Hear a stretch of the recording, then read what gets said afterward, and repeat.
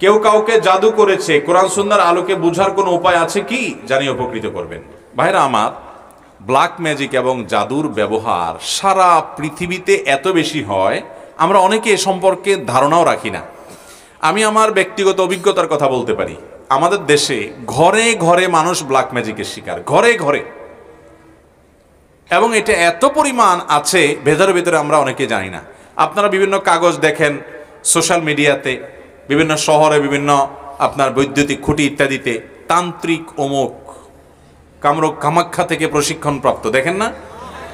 হ্যাঁ, স্বামী স্ত্রীর মিল মহব্বত তৈরি, এটা সেটা, দুঃখ দূর, হান তান, এগুলো বেশিরভাগ ব্ল্যাক ম্যাজিশিয়ানদের কাজ।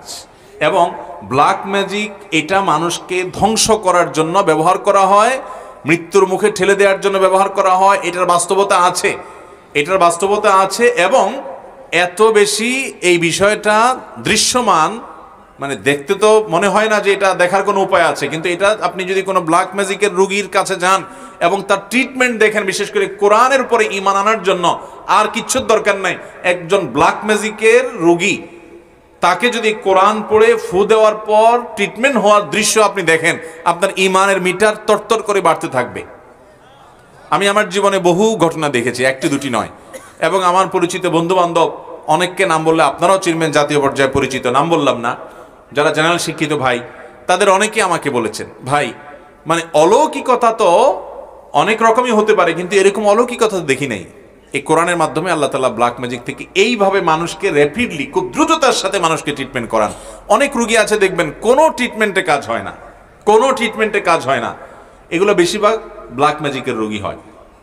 আমি আমার মসজিদের মহল্লার এলাকাতে এক ভদ্র মহিলা, বয়স অনেক কম, একটা বা দুইটা বাচ্চা হয়েছে, তিনি বিছানায় শয্যাশায়ী হয়ে গেছেন। 1 বছর আগের ঘটনা, নারায়ণগঞ্জ ভূমিপল্লী এলাকা। তো সেখানে আমাকে এক ভদ্রলোক নিয়ে গেছেন, যাওয়ার পর আমি ডিটেল শুনলাম। শোনার পরে আমার কাছে মনে হলো যেটা ব্ল্যাক ম্যাজিকের রোগী। ইন্ডিয়াতে নিয়ে গেছেন, অনেক নিয়ে গেছেন, কোনো কিছু হয় নাই। পরবর্তীতে আমি ওনাকে পরামর্শ দিয়ে একজন রাকির সাথে যোগাযোগ করাই দিলাম। সেই রাকি, রাকি মানে ঝাড়ফুঁক করে যারা কোরআন হাদিসের আলোকে, এটা যেটা আমার সাবজেক্ট নাই, সাবজেক্টে একজনকে আমি রেফার করে দিলাম। ওই আল্লাহর বান্দার ঝাড়ফুঁকের পর এই ভদ্র মহিলার বমি হয়েছে, এবং বমি থেকে দেখা গেছে ভেতর থেকে চুলে মোড়ানো একটা আপনার গোশতের টুকরো পাওয়া গেছে, রান্না করা গোশত, এটা চুল দিয়ে মোড়ানো। তা আমি আবার একজন ডক্টরকে দেখিয়েছি, যিনি চিকিৎসক পেশায়। বললাম, ভাই এটার ব্যাপারে আপনার কি, যে চুলে মোড়ানো? তিনি বললেন যে চুলে মোড়ানো এই জন্য যে চুল ডাইজেস্ট হয় না, হজম হয় না, এটা হজম হওয়ার কোনো উপায় নাই। এটাকে চুল দিয়ে এমনভাবে মোড়ানো হয়েছে যে এটা কোনো দিনই হজম হবে না, ভেতরে থাকবে এবং তাকে শেষ করে দিবে। এবং এটা বের হওয়ার পর থেকে ভদ্রমহিলা পরিপূর্ণ সুস্থ, এখনো বেঁচে আছেন, দিব্যি হাঁটা চলা করেন। এবং আমার মসজিদের পাশে 2-3 বিল্ডিংয়ের পাশেই তার বাড়ি, এখনো আছেন বেঁচে আল্লাহর বান্দি। এরকম শত সহস্র ঘটনা ঘটে। এই যে বিশ্বকাপ খেলা হয়ে গেল, আপনারা অনেকে কিন্তু আপনার পেপার পত্রিকা দেখেছেন কিনা আমি জানি না, আমি দেখেছি যে অনেক বড় বড় খেলোয়াড়রা প্রতিপক্ষ খেলোয়াড়দের ব্ল্যাক ম্যাজিক করে দুর্বল করার জন্য, আবার নিজেরা ভালো খেলার জন্য ব্ল্যাক ম্যাজিক করে। উত্তরবঙ্গে একটা খেলা আছে, পাতা খেলা, পেপার পত্রিকা প্রায় লেখালেখি হয়, গুগলে সার্চ দিলে পাতা খেলা দিলে দেখবেন চলে আসছে। আমি এটার উপরে বেশ পড়াশোনা করার চেষ্টা করেছি।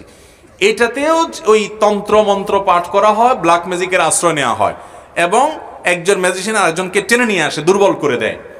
তো এগুলো শুধু বাংলাদেশে না, সারা পৃথিবীতে। এটার খোলাসা কথা হলো শয়তানের আশ্রয় নেওয়া। আমরা অনেককে হিরো মনে করি, এরা মূলত শয়তানের পূজারী, এরা দিন শেষে শয়তানের পূজারী। শয়তানের পূজারীরা শয়তানের পূজা করে র্যাপিডলি অনেক কিছু পায়। আল্লাহ রাব্বুল আলামিনের সুন্নাহ বা নিয়ম এটা না, আল্লাহ তাআলার পদ্ধতি এটা না। আল্লাহর প্রতি ঈমান আনয়নকারী বান্দাদেরকে আল্লাহ রাব্বুল আলামিন প্রথমত দুনিয়াতে এটা দেওয়ার জায়গায় না, আল্লাহ দিবেন আখিরাতে। দ্বিতীয়ত হলো আল্লাহ রাব্বুল আলামিন কোনো কিছু আপনি করবেন আর সাথে সাথে আপনাকে দিয়ে দিবে। এর জন্য আপনার ঈমান যেমন সেরকম তাজা থাকতে হবে, এবং নেক আমল যেরকম আপনার থাকতে হবে, অনেক শর্ত আল্লাহ রাব্বুল আলামিনের তরফ থেকে দেওয়া আছে। মোহতারাম হাজিরিন, খোলাসা কথা হলো ব্ল্যাক ম্যাজিকের রোগী ঘরে ঘরে, জনে জনে, ফ্যামিলিতে ফ্যামিলিতে। এটা আমরা অনেকে জানি না। আমাদের অনেকে বিভিন্ন কবিরাজের কাছে যাই, এই কবিরাজরা দেখা যাবে যে আপনার অনেক সময় অনেক হাড়, অনেক সময় দেখবেন যে অনেক পুতুল, তারপরে যা দেখবেন যে পুতুলের গায়ে আপনার অনেকগুলো পিন লাগানো আছে, হ্যাঁ, ব্ল্যাক ম্যাজিশিয়ানরা এটা করে নর্মালি, এগুলা করে।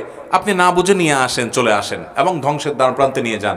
অনেক মানুষ অসুস্থ হয়ে যায়, অনেকে মৃত্যুর কোলে আস্তে আস্তে ঢলে পড়ে, অনেকের অনেক দিক থেকে অনেক স্বামী স্ত্রীর মধ্যে মনোমালিন্য তৈরি হয়, অশান্তি তৈরি হয়। ভাইরা আমার, এই ব্ল্যাক ম্যাজিকের রোগী বোঝার উপায় কি? এক নম্বর কথা হলো যে কোনো ট্রিটমেন্টে কাজ হয় না, অস্বাভাবিক কিছু কর্মকাণ্ড দেখা দেয়। ঘুমের মধ্যে প্রচুর পরিমাণ খাওয়ার অভ্যাস আছে এবং প্রচুর পরিমাণে আপনার ব্ল্যাক ম্যাজিকের রোগী, তাদেরকে দেখা যায় যে তারা ঘুম আসে, হাই আসে অনেক বেশি, সীমাহীন হাই আসে, মানে মাত্রাতিরিক্ত হাই আসে এরকম। এবং এরকম আরও অনেকগুলো বিষয়, বিশেষ করে যারা রুকিয়া করেন, ঝাড়ফুঁক করেন, এই বিষয়টি তারা আর অনেক ভালো বলতে পারবেন। অতএব এটা থেকে বাঁচার উপায় কি? খুব সহজ উপায় ভাই। এক নম্বর কাজ হলো সকাল সন্ধ্যার দোয়া কখনো ছাড়বেন না, কখনো ছাড়বেন না। বিশেষ করে কিছু দোয়া আছে, রক্ষা কবচ, বিসমিল্লাহিল্লাযী লা ইয়াদুররু মা ইসমিহি, 3 কুল, সূরা ইখলাস, সূরা ফালাক, সূরা নাস, 3 বার সকাল, 3 বার সন্ধ্যা। বাচ্চাদেরকে শুকাই দিবেন, রাত্রে শোয়ার সময় এগুলো পড়ে পুরো শরীরে ফু দিবেন, ফু দিয়ে ঘুমাবেন। এবং টয়লেটে ঢুকেন, বের হন, বা বাসায় ঢুকেন, বের হন, এক কক্ষ থেকে আরেক কক্ষে যান, বিসমিল্লাহ ছাড়া কখনো ঢুকবেন না। বিসমিল্লাহ বলে হাদিসে আসছে শয়তান তার সাথে আর প্রবেশ করতে পারে না, এবং আল্লাহ তাআলা তাকে সেভ করেন। বাসাতে বের হওয়ার সময় বিসমিল্লাহি তাওয়াক্কালতু আল্লাহ পাঠ করেন।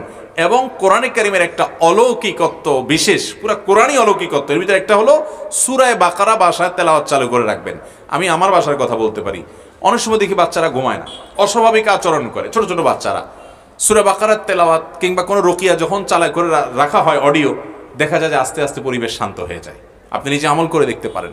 অতএব কোরআন তেলাওয়াত বাড়াতে হবে। আজ আমাদের ঘরগুলো থেকে কোরআন তেলাওয়াত চলে গেছে, কোরআন তেলাওয়াত আমরা করি না। আর সকাল সন্ধ্যা দোয়া জিকিরগুলো করবেন, সবসময় বাসা বাড়িতে ঢুকতে বিসমিল্লাহ পড়ে ঢুকবেন, এবং শয়তান কোনো সুযোগ পেতে পারে এরকম কোনো কাজ করবেন না। আল্লাহ তাআলা আমাদেরকে হেফাজত থাকার তৌফিক দান করুন। কোনো ব্যক্তি যদি কবিরা গুনাহ করতে করতে মারা যায়, তওবা করার সময় ছিল, সে করেনি, আল্লাহ যদি তাকে জাহান্নামে দেয়, সে কি কোনোদিন জাহান্নাম থেকে বের হতে পারবে? অথচ কোরআনে সূরা সিজদা আয়াত নম্বর 20, সূরা জুমার আয়াত নম্বর 19, সূরা আলে ইমরান আয়াত নম্বর 24 ও 25 আল্লাহ পাক বলেছেন যে এরা কোনোদিন জাহান্নাম থেকে বের হতে পারবে না। আপনার মতামত জানতে চাই। ভাইরা আমার, আল্লাহ বলেছেন তারা কখনো জাহান্নাম থেকে বের হতে পারবে না, এই কথা আল্লাহ বলেন নাই। কোরআনে এরকম কোনো কথা আল্লাহ তাআলা বলেন নাই। আল্লাহর কথা হিসাবে কোনো কথা যখন কোট করব আমরা, তখন খুব সাবধানতার সাথে কোট করতে হবে। কারণ আল্লাহর নামে যদি কেউ মিথ্যা কথা বলে, নবী করিম সাল্লাল্লাহু আলাইহি ওয়াসাল্লাম বলেছেন, মান কাযাবা আলাইয়া মুতাআম্মিদান ফালিয়াতাবাওয়া মাকআদাহু মিনান নার। আমার নামে কেউ মিথ্যা বললে তার ঠিকানা সে যেন জাহান্নামে নিশ্চিত জেনে রাখে, সে জাহান্নামের রিজার্ভেশন করে ফেললো টিকেটের। আল্লাহর নবীর নামে মিথ্যা বললে যদি এরকম ভয়াবহ হয়, আল্লাহর নামে মিথ্যা কত বড় ভয়াবহ হবে। এবার আসি মূল জায়গায়। যে আয়াতগুলো কোট করেছেন প্রশ্নকর্তা, সেগুলোতে বলা আছে খালিদিনা ফিহা বা এই জাতীয়, অর্থাৎ যেটার অর্থ হলো জাহান্নামে যাওয়ার কথা বলে আল্লাহ বলেছেন সেখানে সে চিরকাল থাকবে। এই যে জাহান্নাম থেকে আর কোনোদিন সে বের হবে না, বের হতে পারবে না, এরকম কথা আল্লাহ রাব্বুল আলামিন বলেন নাই। এখন কথা হলো চিরকাল থাকবে বলছেন, তো তার মানে তো আর বের হতে পারবে না? না, চিরকাল থাকবে বলছেন, এর মানে এটা সবসময় নাও হতে পারে। আমরা যাবজ্জীবন বলি না, যাবজ্জীবন। এই যাবজ্জীবন এর মানে সব সময়, সব ক্ষেত্রে, সব দেশে, সব সংবিধানে কিন্তু এই না যে একবারে মৃত্যু পর্যন্ত, এটা লিমিটেড টাইম, এটাকে অনেক সময় যাবজ্জীবন বলা হয় অনেক ক্ষেত্রে, আবার কোনো কোনো ক্ষেত্রে আমৃত্যু। তো নবী করিম সাল্লাল্লাহু আলাইহি সাল্লামের হাদিসে, কোরআনে কারীমে বিভিন্ন আয়াতে বিভিন্ন অপরাধী যারা কবিরা গুনায় লিপ্ত হবে তাদের চিরকাল জাহান্নামে থাকার কথা বলা হয়েছে। এখানে চিরকাল বা আজীবন জাহান্নামে থাকার মানে একেবারে অনন্ত অসীমকাল কোনোদিন বের হতে পারবে না। এই ব্যাখ্যা মুসলিম স্কলার যারা ছিলেন নবী করিম সাল্লাল্লাহু আলাইহি সাল্লামের যুগ থেকে আজও পর্যন্ত, প্রায় সমস্ত মুসলিম স্কলারদের ব্যাখ্যা একটাই, সেটা হলো এখানে তারা কোনোদিনই বের হতে পারবে না, এ উদ্দেশ্য না। আহলে সুন্নাত জামাতের বিশ্বাস, আকীদা এটা না। এর একটা কারণ এটিও হতে পারে যে অপরাধগুলো যারা করেছে এটাকে হালাল মনে করে, বৈধ মনে করে, আল্লাহর বিধানের প্রতি তোয়াক্কা না করে, তারা যদি কেউ আল্লাহর হালালকে হারাম মনে করে, হারামকে হালাল মনে করে, সেই ইমান থেকে খারিজ হয়ে যায়, সেই হিসাবে সে চিরকাল থাকতে পারে। বাট অপরাধ করেছে, অপরাধের বোধ ছিল, অপরাধ বোধ থাকার পরও সে স্থায়ী জাহান্নামী হবে না। নবী করিম সাল্লাল্লাহু আলাইহি সাল্লাম থেকে অসংখ্য হাদিস বর্ণিত হয়েছে, বুখারীর একটা হাদিস শুধুমাত্র উল্লেখ করি। নবী করিম সাল্লাল্লাহু আলাইহি সাল্লাম সর্বশেষ জাহান্নাম থেকে বের করা মানুষের কথাও হাদিসে বলেছেন যে কিভাবে তাকে বের করা হবে, তার দৃশ্য পুরা চিত্রায়ন করেছেন নবী সাল্লাল্লাহু আলাইহি সাল্লামের হাদিসে। অতএব বোঝা গেল জাহান্নামে একবার গেলে চিরকাল জাহান্নামে থাকবে, এই বিশ্বাসী হলো আহলে সুন্নাত জামাতের বাইরের কিছু সম্প্রদায়, মুতাজিলা সম্প্রদায়। এই মুতাজিলা সম্প্রদায়ের অস্তিত্ব আজ পৃথিবীতে খুব একটা নাই, কিন্তু আমাদের দেশে অনেকেই এই সম্প্রদায়ের এই বিশ্বাস ধারণ করেন। কোরআন বুঝতে হবে সাহাবা ইকরামের বুঝ অনুযায়ী, ব্যাখ্যা অনুযায়ী, নবী সাল্লাল্লাহু আলাইহি ওয়াসাল্লামের ব্যাখ্যা অনুযায়ী, সালাফে সালেহিনের ব্যাখ্যা অনুযায়ী। সেখানে ইসলামের ইতিহাসে 1400 বছরের যুগে সকল উলামা ইকরাম যে ব্যাখ্যা বুঝলেন, আমরা যা বুঝলেন, আমরা তার ভিন্ন কিছু বুঝলে সেটা